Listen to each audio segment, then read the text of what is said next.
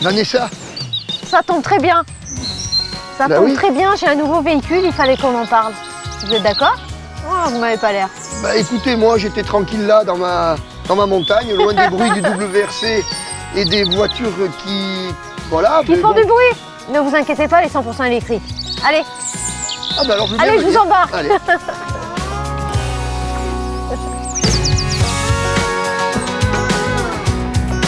parti.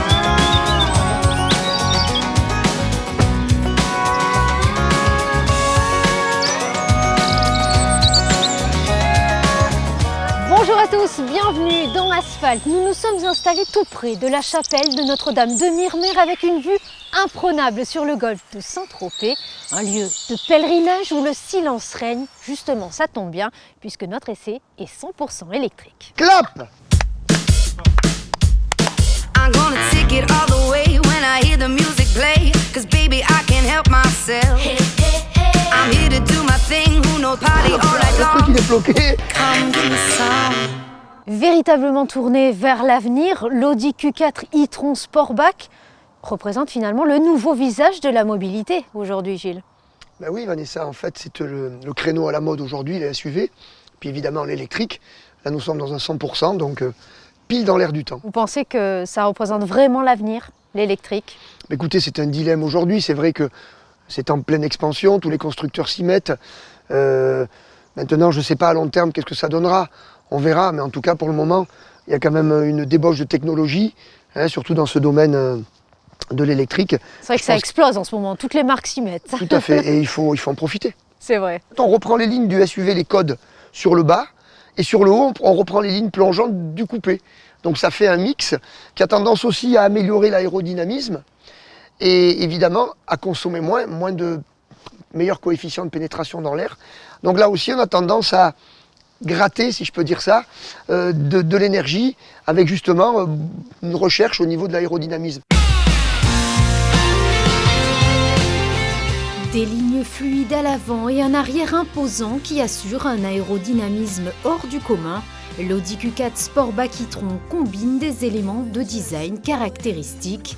Cette dernière exprime de manière évidente son côté avant-gardiste. Ses phares numériques et son bandeau lumineux arrière rendent le SUV encore plus fascinant. By surprise, I asked if I was free that night. Oh man, I wish I knew. I should've walked away. Très innovant à l'intérieur, son ambiance sportive et sa grande praticité se distinguent clairement. La position de conduite est idéalement ajustable. Les sièges sport en cuir noir texturé procurent un bon maintien latéral. L'écran tactile multimédia trône bien au centre. L'espace ne manque pas, y compris à l'arrière, où le tunnel de transmission a laissé place à un plancher plat. Alors parlons précisément de ce modèle. 2 moteurs électriques placés sur chaque essieu et qui développent un équivalent de 400 chevaux quand même. C'est plutôt pas mal. Ah ben oui, là nous sommes vraiment dans la version un peu ultime, puisque c'est le Quattro, hein, mythique chez Audi évidemment. Après on expliquera un petit peu qu'il y a quelques variantes dans l'utilisation, parce qu'aujourd'hui, qu'est-ce qu'on essaye de faire? On essaye d'augmenter l'autonomie, mais plus on rajoute évidemment de la performance et des accessoires, comme là les 4 roues motrices, plus cette autonomie a tendance évidemment à diminuer.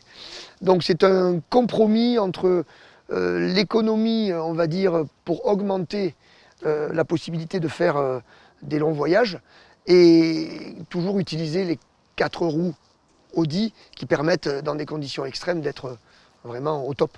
Plusieurs modes de conduite sont disponibles également sur ce modèle, dont un mode qui permet d'économiser au maximum. Voilà, tout à fait. C'est encore dans le même état d'esprit. Hein, il y a un mode intelligent qui permet de s'adapter aux conditions et qui a tendance un peu à calculer la nécessité d'utiliser plus ou moins de l'énergie. Mais il faut savoir qu'elle se recharge très très vite. En 38 minutes environ, elle est pratiquement à 80% de son autonomie. C'est plutôt sympa, on s'arrête boire un café. Ça on sait faire, Gilles. Tout à fait. En fait, là aussi, il y a eu beaucoup de progrès dans les temps de recharge. Alors après, si on rentre dans des détails, il y a plusieurs possibilités de charger. Et il y a des bornes évidemment très spécifiques qui sont dites charge rapide. Alors évidemment, 400 km, c'est c'est un peu aléatoire. 400 km en vitesse stabilisée, quand on n'accélère pas trop, etc. Faut faire attention. C'est vrai. Maintenant, dès qu'on prend un col ou alors après qu'on utilise les modes sport avec plus de puissance, évidemment, l'autonomie a tendance à être réduite. C'est pareil pour tous les véhicules.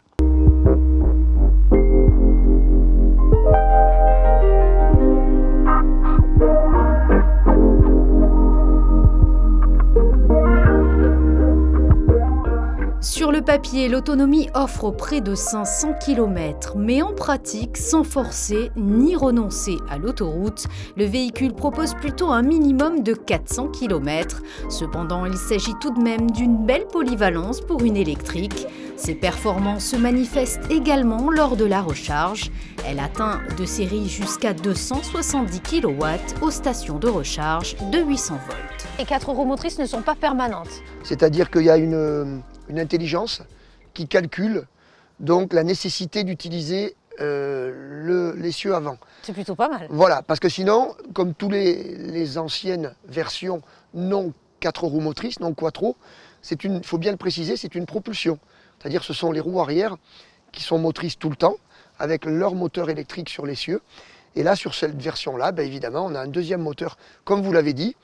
Et évidemment, on a la possibilité d'avoir 4 roues motrices quand les conditions d'adhérence le demandent. La neige, le chemin dans lequel on a utilisé aujourd'hui, on a vraiment Elle est bien montée, sans problème. Vraiment parfaitement monté, mais on a utilisé un peu plus d'énergie. C'est vrai. Donc à un moment, quand on va repartir, si ce n'est pas nécessaire, évidemment, on n'aura plus besoin d'utiliser les 4 roues, on sera uniquement en mode propulsion.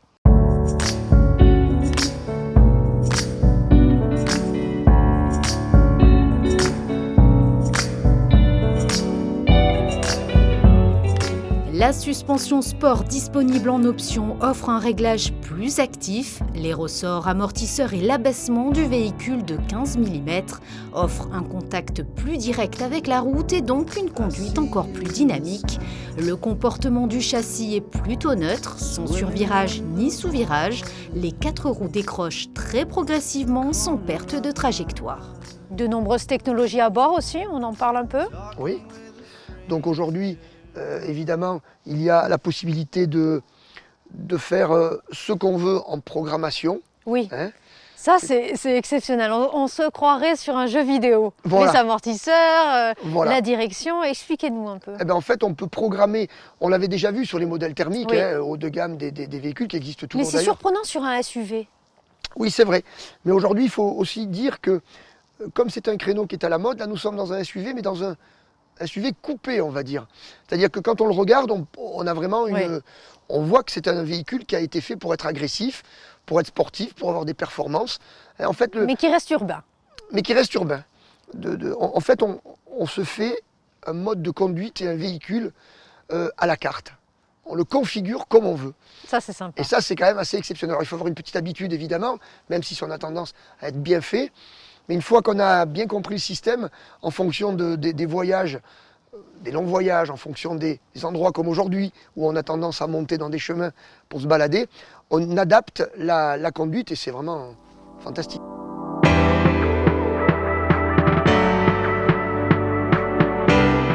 Et oui, grâce à l'Audi Drive Select, il est possible de définir les caractéristiques souhaitées du véhicule en choisissant parmi 5 modes de conduite différents, du plus efficient au plus dynamique.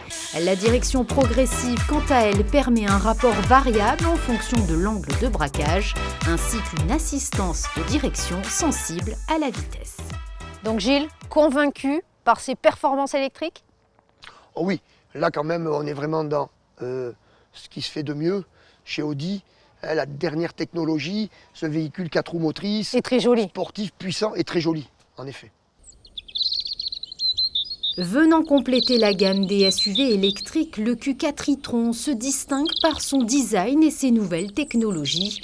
La consommation varie fortement en fonction du type de conduite et des conditions climatiques. La possibilité de remorquer en font un SUV électrique multifonctionnel dans l'air du temps. Et bien voilà Gilles, cet essai touche à sa fin dans ce lieu exceptionnel. C'est vrai que vous m'avez réservé une belle surprise pour mon retour et j'espère qu'il y en aura encore plein d'autres pour la prochaine qui sera la 90e, je crois. Oui, on a hâte, avec plein de surprises. Vous repartez À votre randonnée, Je j'imagine. vais récupérer ma canne et c'est parti. Et moi, je vais la faire charger. Merci pour votre fidélité. On se retrouve évidemment le mois prochain pour toujours plein de belles surprises. À bientôt. Don't you wanna come alive? Don't you wanna come? Don't you wanna